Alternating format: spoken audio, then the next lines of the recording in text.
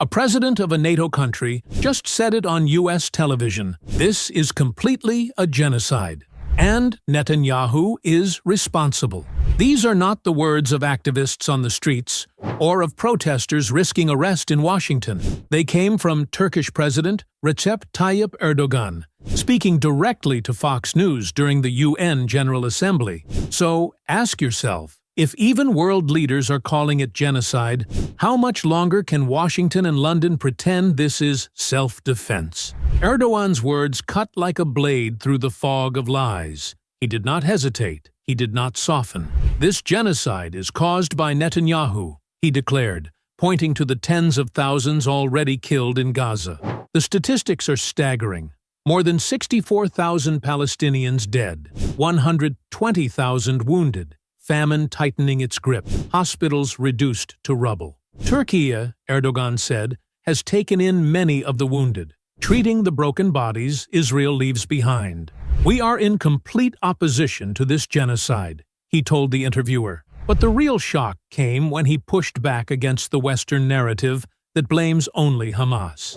Erdogan said clearly, this is not a crime that is one-sided. To accuse just Hamas would be wrong. How can we put aside what Netanyahu has done? And then he described the reality. Israel's unmatched military power raining death on civilians, from age 7 to 70, children, women, the elderly. Hamas, he noted, cannot even be compared to Israel in terms of weapons. Yet Netanyahu unleashes warplanes, tanks, and artillery with no mercy. For millions watching, it was a rare moment of raw honesty on an American network, one that Israel's lobbyists could not spin away. But here's the twist. Erdogan didn't just call out Netanyahu, he also reminded Americans of their own broken promises. Donald Trump once vowed to end the Gaza war. Has it ended? Number. The bombs still fall, the starvation continues, empty slogans cannot stop genocide. And when asked about Hamas,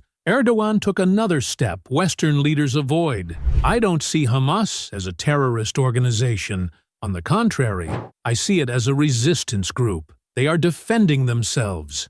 For US and European audiences, this was a shocking rejection of the narrative that paints all Palestinian resistance as terror. This is not just about words. Erdogan's statement comes while Netanyahu already faces arrest warrants from the International Criminal Court for war crimes and crimes against humanity, and while Israel is on trial at the International Court of Justice for genocide. Now, the president of Turkey, a NATO power and US ally, is publicly endorsing the charges. It is a direct challenge not just to Israel, but to the West's silence. Washington continues to send weapons. Europe debates recognition, but hesitates on sanctions. Yet Erdogan is saying what millions already know. This is genocide, and Netanyahu is the architect. His words also ripple through geopolitics. As Turkey negotiates with the US over F-35 fighter jets, as it balances ties between Russia and Ukraine, as it remains a NATO member locked out of the EU, Erdogan chose this moment to confront Israel on the biggest stage. It's a gamble, but one designed to place Turkey firmly on the side of justice in the eyes of the global South. And while critics will argue Erdogan has his own political motives, the fact remains. When a sitting president says genocide on Fox News, the narrative is crumbling. Here's the real question. If even NATO allies are calling Netanyahu a war criminal, how much longer will Joe Biden and Rishi Sunak shield him?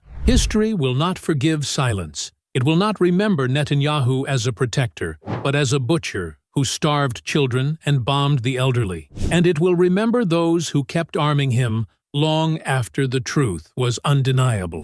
Erdogan has spoken. The International Criminal Court has spoken. The victims buried under Gaza's rubble have spoken with their silence. Now the choice is ours. Share the truth. Demand justice. Because silence is complicity, and complicity is never forgotten.